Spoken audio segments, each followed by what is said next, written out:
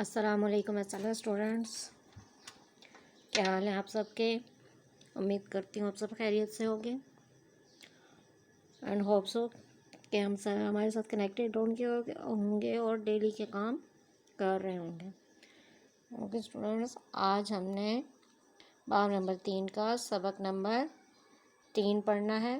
اپنی کتاب کا صفحہ نمبر 54 کھول لیں۔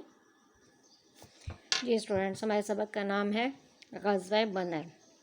اب نبی کریم صلی اللہ علیہ وسلم نے دعوت تبلیغ کا کام شروع کیا، ان کو مشکلات پیش آئیں، اس کے بعد ہجرت کا عمل ہوا، ہجرت کے بعد پھر مسلمانوں کی بحالی تھی مدینہ میں، پھر کیا کہ اس کے بعد کچھ جنگیں کفار کے ساتھ لڑی گئیں، جن جنگوں میں نبی کریم صلی اللہ علیہ وسلم نے خود حصہ لیا، اس کو غزوہ کہتے ہیں، ٹھیک ہے۔ اور مسلمان مدینہ ہجرت کے بعد مسلمانوں کی سب سے پہلی جنگ جو کفار کے ساتھ ہوئی وہ غزوہ بدر کہلاتی ہے، کہ وہ بدر کے مقام پر ہوئی تھی، ٹھیک ہے، جو مدینہ کے قریب ہے، اور بدر ایک کنویں کا نام ہے، ٹھیک ہے۔ غزوہ کے معنی و مفہوم۔ غزوہ اس جنگ کو کہا جاتا ہے جس میں نبی اکرم صلی اللہ علیہ وآلہ وسلم نے بذات خود شرکت فرمائی۔ غزوہ بدر مسلمانوں اور کفار کے درمیان ہونے والے پہلے بڑے جنگی معرکے کا نام ہے۔ اب غزوہ بدر ہوا کیوں، اس کے کیا اسباب تھے؟ ظاہر سی بات ہے، کوئی بھی کام جب ہونے لگتا ہے تو اس کے پس منظر میں کچھ نہ کچھ ہوتا ہے، ہر کام کی کوئی نہ کوئی وجوہات ہوتی ہیں۔ تو غزوہ بدر جب ہوا تو اس کی بھی کوئی نہ کوئی وجوہات تھیں، تو اس کی کیا وجوہات یا کیا اسباب تھے وہ دیکھیں۔ ہجرت کے دوسرے سال نبی اکرم صلی اللہ علیہ وآلہ وسلم نے ایک دستہ دشمن کی نقل و حرکت پر نظر رکھنے کے لیے روانہ فرمایا۔ مسلمانوں کے اس دستے کو کفار سے جنگ کی اجازت نہیں تھی، لیکن جب اس دستے کا سامنا دشمن کے ایک قافلے سے ہوا تو ان دونوں کے درمیان جنگ چھڑ گئی، جس میں کافروں کا ایک سردار عمرو بن حضرمی مارا گیا۔ قریش نے اس کے قتل کا بدلہ لینے کے لیے مسلمانوں سے ایک بڑی جنگ کی تیاریاں شروع کر دیں۔ یعنی کہ کیا ہوا کہ وہ اس پہ نظر رکھ رہے تھے، لیکن جھڑپ ہو گئی آپس میں اور ان کی لڑائی ہوئی اور وہ قتل ہو گیا۔ انہی دنوں قریش کا ایک تجارتی قافلہ شام گیا ہوا تھا۔ قریش نے اس تجارتی قافلے کا منافع اس جنگ میں لگانے کا ارادہ کر رکھا تھا، یعنی کہ جو تجارت کا مال ہو، میں نے آپ کو بتایا کہ مکہ کے لوگ جو ہیں وہ تجارت کے پیشے سے منسلک تھے، تو وہ جو تجارت سے وہ جو منافع کماتے تھے وہ ان کو مختلف کاموں کے لیے لگایا کرتے تھے۔ جب کفار کا یہ تجارتی قافلہ مدینے کے قریب سے گزرنے لگا تو آپ صلی اللہ علیہ وآلہ وسلم نے مسلمانوں کو حکم دیا کہ اس قافلے کا مقابلہ کر کے قریش کی طاقت توڑ دی جائے، کیونکہ ظاہر سی بات ہے جو منافع وہ لے کر جائیں گے، اب وہ مدینہ کے راستے میں سے گزر رہے تھے تو اپنی سرحد کے پاس سے گزرنے کی اجازت کسی کو بھی نہیں ہوتی۔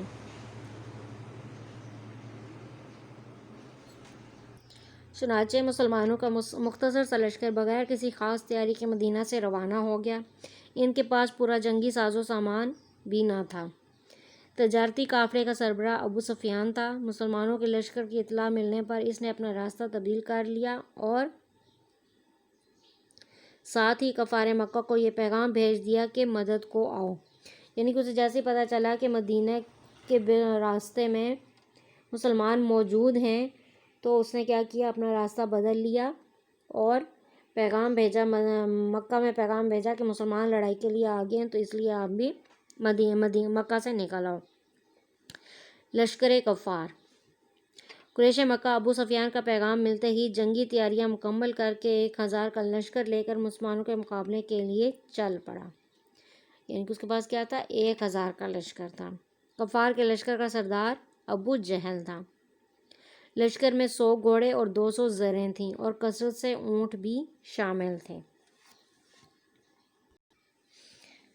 کفار مکہ یہ لشکر بدر کی جانب روانہ ہوا۔ بدر ایک کنویں کا نام ہے جو مدینہ کے قریب واقع ہے۔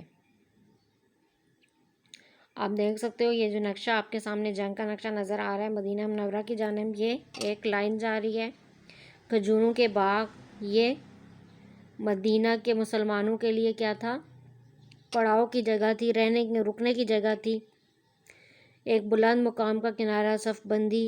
उस पे सफ बंदी कैसे हुई? पहले जिनके पास तलवारें थी वो खड़े हुए, फिर तीर अंदाज खड़े हुए और फिर नेज़ा बरदार।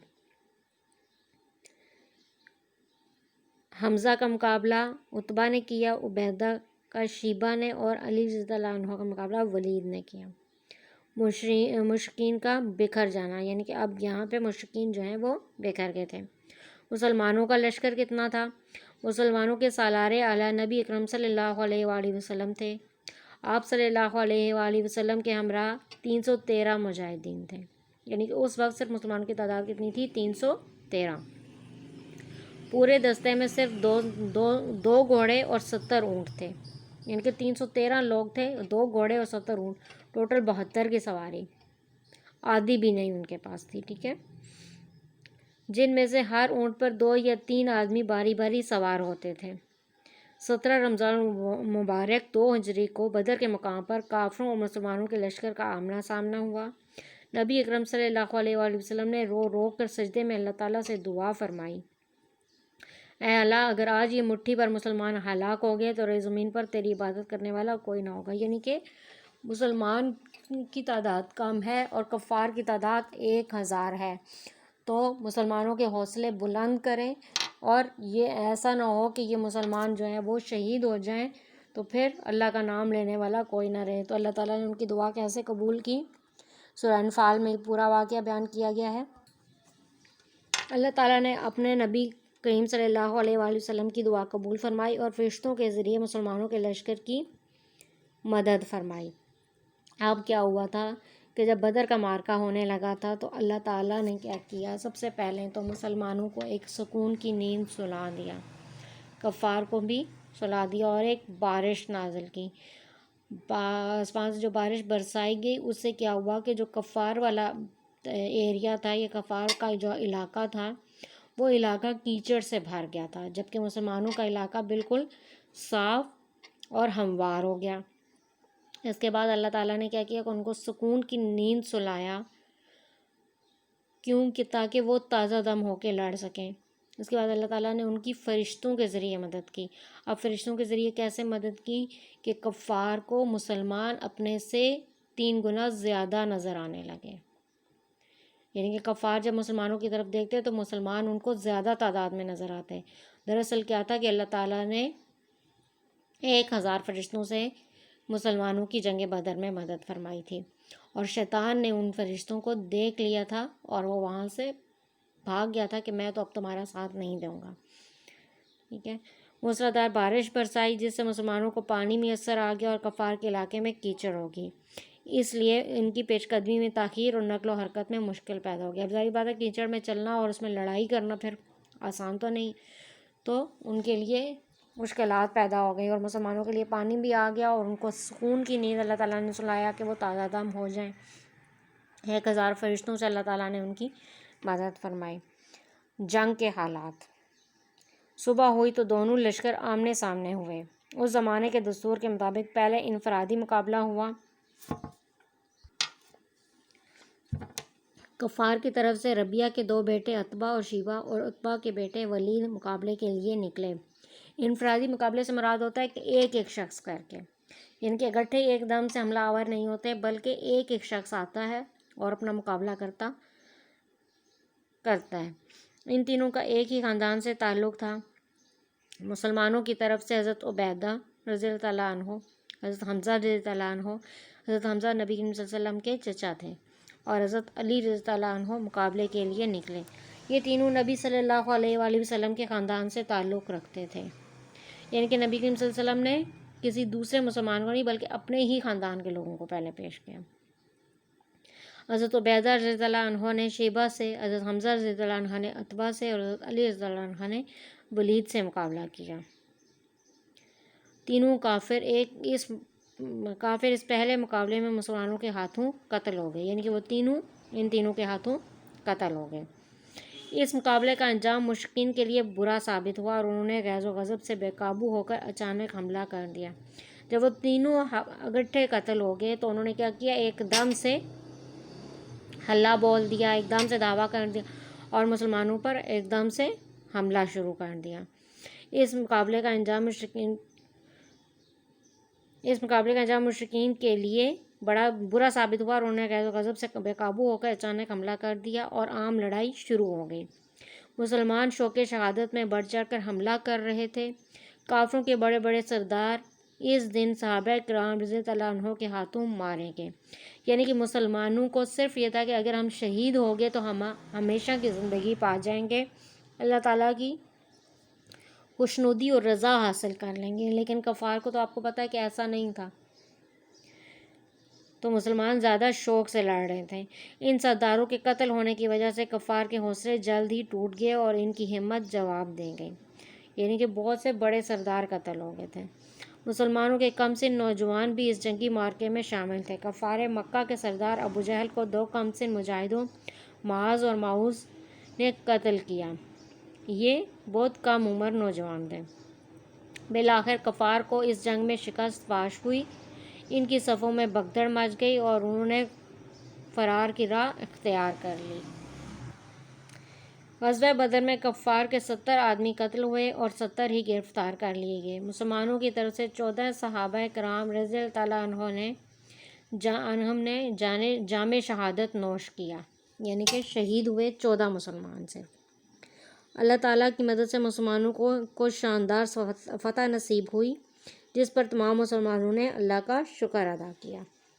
یعنی کہ 313 نے 1000 کا مقابلہ کیا اور اللہ تعالیٰ کی مدد اور نصرت کی وجہ سے وہ کامیاب ہوئے۔ سورۃ انفال میں غزوہ بدر کے دن کو یوم الفرقان کہا جاتا ہے۔ یوم الفرقان کا مطلب ہے حق و باطل میں فرق کرنے والا، یعنی کہ اس دن حق جو ہے وہ چھا گیا تھا، یعنی کہ سچائی کے راستے پہ اگر آپ عمل کرو گے، سچائی جو ہے وہ سامنے آ گئی تھی کہ کون حق کے اور سچ کے راستے پہ آ رہا ہے اور کون جو ہے وہ اس حق اور سچ کے راستے سے دور ہے، تو اللہ تعالیٰ نے ان کو ناکامی دی۔ اس جنگ میں قید ہونے والے لوگوں کے ساتھ مسلمانوں نے بہت اچھا سلوک کیا۔ مسلمان جو کھانا خود کھاتے وہی قیدیوں کو کھلاتے۔ مسلمانوں نے قیدیوں کو جزیہ لے کر، یعنی کہ ایک طرح سے کہہ دیں کہ جرمانہ لے کر یا جزیہ، کہ آپ نے اپنی جان چھڑانی ہے تو اس کے لیے آپ کو کچھ ادا کرنا ہوگا۔ اور جو قیدی پڑھنا لکھنا جانتے تھے انہیں 10 بچے پڑھانے کے عوض، اور جو قیدی نہ پڑھنا لکھنا جانتے تھے اور نہ ہی رقم ادا کر سکتے تھے انہیں بغیر کسی زیادتی کے آزاد کر دیا، جس سے متاثر ہو کر بہت سے قیدی مسلمان ہو گئے۔ اس کے نتائج کیا تھے؟ یعنی کہ غزوہ بدر کے اب نتائج کیا نکلے؟ غزوہ بدر میں مسلمانوں نے اپنے سے کئی گنا بڑی فوج کو شکست دے دی، جس سے یہ ثابت ہو گیا کہ جنگوں میں کامیابی صرف صرف تعداد کی زیادتی سے نہیں ہوتی، بلکہ جذبہ جہاد اور ایمان کی طاقت تعداد کی زیادتی سے زیادہ اہم ہے۔ یعنی کہ یہ نہیں ہے کہ جو تعداد میں زیادہ ہوگا وہی جیت جائے گا، بلکہ وہ جیتے گا جس کا جذبہ زیادہ سچا ہوگا، جس کے اندر جذبہ ایمانی ہوگا، جو حق اور باطل کا فرق جانتا ہوگا، جس کو پتہ ہوگا کہ اگر میں لڑوں گا اور اگر میں اس راہ میں مارا گیا تو میں اللہ کی راہ میں اللہ کے نظر میں سرخرو ہو جاؤں گا اور اللہ کا حق کا راستہ پا لوں گا، تو وہی شخص جنگ میں کامیاب ہو سکتا ہے۔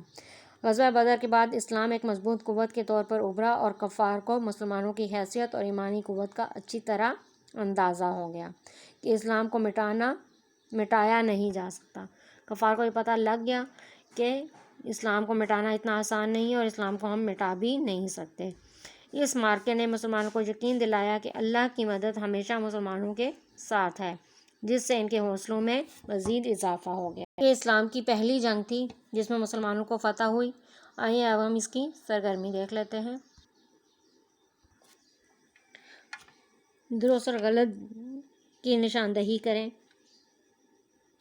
ہجرت کے 5ویں سال نبی صلی اللہ علیہ وسلم نے ایک دستہ دشمن کی نقل و حرکت پر نظر رکھنے کے لیے روانہ کیا۔ غلط۔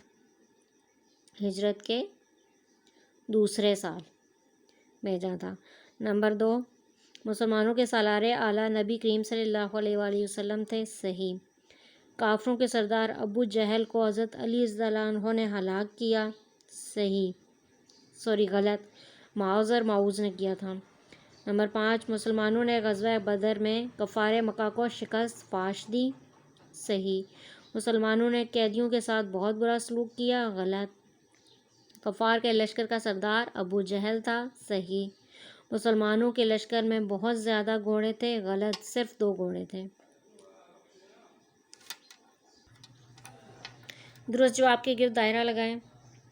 غزوہ بدر کب ہوا؟ 1 ہجری، 2 ہجری، 3 ہجری میں ہوا۔ کب؟ 2 ہجری میں۔ رمضان المبارک کی کون سی تاریخ تھی؟ 7، 17، 27، 17 تاریخ تھی۔ میدان بدر مدینہ کے قریب ہے، مکہ کے قریب ہے یا طائف کے قریب ہے؟ تو مدینہ کے قریب ہے۔